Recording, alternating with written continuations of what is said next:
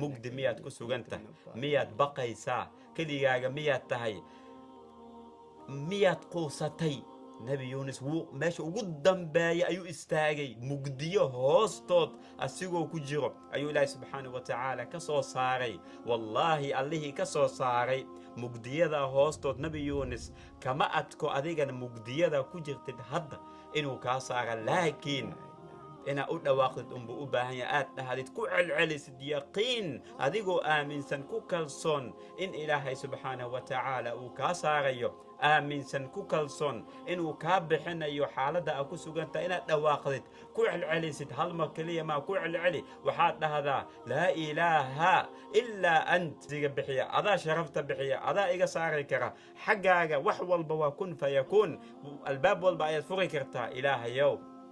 iga bixi dhibaatadan iga saar xaaladan ilaahayow innii kuntu min aldaalimiin addoonkaaga ayaan ahay waan qaldamaa qalad ayaan la imaadaa subxaanak xumaadhan ayaad ka nasahan tahay nebiga wuxuu leeyahay sala allahu calayhi wasalam qofna kuma ducaysta ducadan addoon kuma ducaysto ducada nebi yuunis uu ku ducaystay oo ah laa ilaaha ilaa ant subxaanaka innii kuntu min aldaalimiin addoon kuma ducaysto إلا إلهي سبحانه وتعالى وكسر حالة أدك عريريغا وكجر وكسر إلهي